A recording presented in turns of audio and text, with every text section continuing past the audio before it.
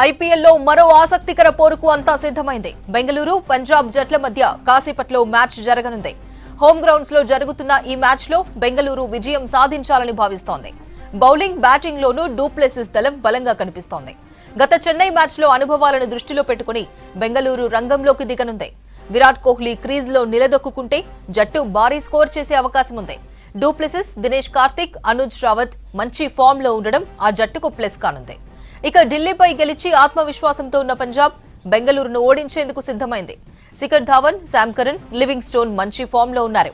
మరోసారి వీళ్లు రెచ్చిపోతే జట్టుకు మరో విజయం దక్కడం ఖాయంగా కనిపిస్తోంది. దీనిపై మరింత సమాచారం తేజస్వి లైవ్ లో అందిస్తారు. తేజస్వి, బెంగళూరు పంజాబ్ మధ్య మ్యాచ్ కాసేపట్లో ప్రారంభం కానుంది. ఏ జట్టు బలంగా కనిపిస్తోంది? రైట్ అపర్ణ, లాస్ట్ వీక్ మనం చూసాము మొత్తం ఓవరాల్గా 5 మ్యాచెస్ జరిగినప్పటికీ 10 టీమ్స్ వాళ్ళ ఫస్ట్ మ్యాచెస్ ఆడేశాయి. అండ్ ఏ టీమ్స్ అయితే వాళ్ళ హోమ్ గ్రౌండ్స్లో ఆడాయో ఆ టీమ్సే గెలవడం చూసాం లాస్ట్ వీక్ అంతా. అండ్ ఈ రోజు మనకి RCB versus Punjab Kings match అయితే జరగబోతోంది. So RCB home ground and RCB వాళ్ళ క్రౌడ్ ఎలా ఉంటుందో మనం కొత్తగా మాట్లాడాల్సిన అవసరం లేదు. ఆర్సీబీకి అంత క్రేజియస్ట్ ఫ్యాన్ బేస్ ఉంది. అండ్ హోమ్ గ్రౌండ్ అడ్వాంటేజ్ అనేది ఆర్సీబీకి మాట్లాడుకుంటే 50% కనిపిస్తోంది. ఎందుకంటే గత మ్యాచ్లో చూసుకుంటే వాళ్ళు చాలా తక్కువ మ్యాచెసే గెలిచారు.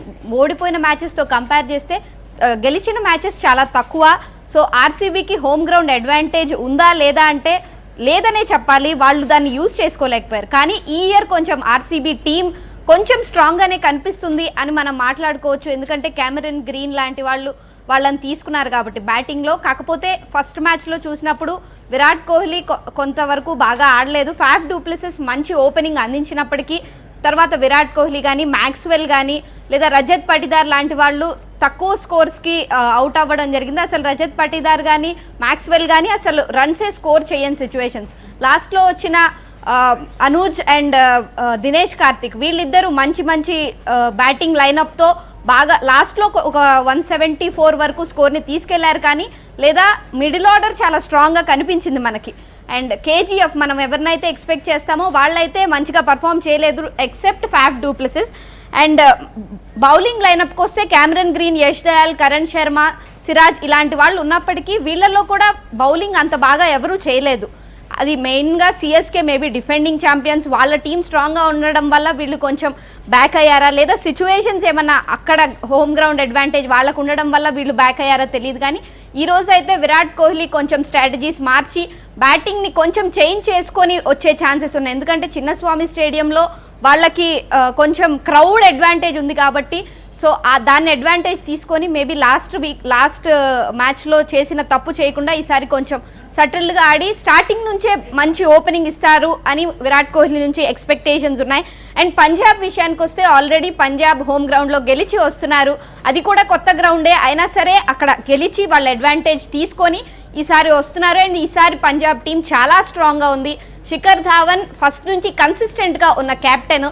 సో ఆ కన్సిస్టెన్సీ చూపిస్తాడు. And Sam Curran, Liam Livingstone, Prabhsimran Singh ఇలాంటి వాళ్ళు మంచి బ్యాటింగ్ చూసాం. శామ్ కరణ్ ఈ ఐపీఎల్ టోర్నమెంట్లో ఫస్ట్ హాఫ్ సెంచరీ 63 స్కోర్ చేయడం జరిగింది. అండ్ వాళ్ళ బౌలర్స్ కూడా మనం మాట్లాడుకుంటే హర్షదీప్ సింగ్, హర్షల్ పటేల్, హర్ప్రీత్ బ్రార్, కగిసో రబాడా వీళ్ళందరూ చాలా బాగా కన్సిస్టెంట్గా వేస్తున్నారు ఒకటే చోట. అండ్ మనము అంటే పాత మ్యాచెస్ చూసుకుంటే Maxwell versus Harshdeep, ఫ్యాఫ్ versus Harshal and Kohli versus Kagiso Rabada ఇదైతే ఖచ్చితంగా మంచి మ్యాచ్అప్ ఉండబోతోంది. చాలాసార్లు వీళ్ళు అవుట్ చేసిన సిచ్యువేషన్స్ ఉన్నాయి. అండ్ వీళ్ళ మీద మంచిగా స్కోర్ చేసిన సిచ్యువేషన్స్ కూడా ఉన్నాయి. సో ఓవరాల్గా ఆర్సీబీ మాత్రం ఈసారి ఫస్ట్ మ్యాచ్ పోయినప్పటికీ ఈసారి మాత్రం ఖచ్చితంగా ఆ కంబ్యాక్ చేయడానికి చాలా స్ట్రాంగ్గా ఉన్నారు. అండ్ హోమ్ గ్రౌండ్ అడ్వాంటేజ్ తీసుకొని అండ్ పంజాబ్ కూడా ఈసారి ఖచ్చితంగా వాళ్ళు లాస్ట్ 9-10 ఇయర్స్ నుంచి వాళ్ళు ప్లే ఆఫ్స్కి క్వాలిఫై అవ్వలేదు కాబట్టి ఖచ్చితంగా వాళ్ళు ప్లే ఆఫ్స్కి క్వాలిఫై అవ్వడానికి చూస్తారు. అండ్ ఆర్సీబీ గనక ఫస్ట్ స్టార్ట్ చేస్తే వాళ్ళకి బౌలింగ్ కొంచెం వీక్గా ఉంది కాబట్టి ఫస్ట్ బౌలర్స్ ఫీల్డింగ్ ఎంచుకొని బౌలర్స్ కనుక వర్క్ చేస్తే అంటే కొంత స్కోర్ పెడితే వాళ్ళకి చేసింగ్ ఈజీ అవుతుంది. చిన్నస్వామిలో చేసింగ్ కొంచెం ఈజీ కాబట్టి డిఫెండింగ్ కొంచెం కష్టం కాబట్టి సో ఓవరాల్గా ఆర్సీబీ కొంచెం స్ట్రాటజీ మార్చుకొని ఈసారి స్ట్రాంగ్ అయిపోయి చిన్నస్వామిలో ఉన్న ఆడియన్స్తో పాటు ఆర్సీబీ ఫ్యాన్స్ని అయితే హ్యాపీ చేస్తారనే ఎక్స్పెక్ట్ చేయొచ్చు అపర్ణ.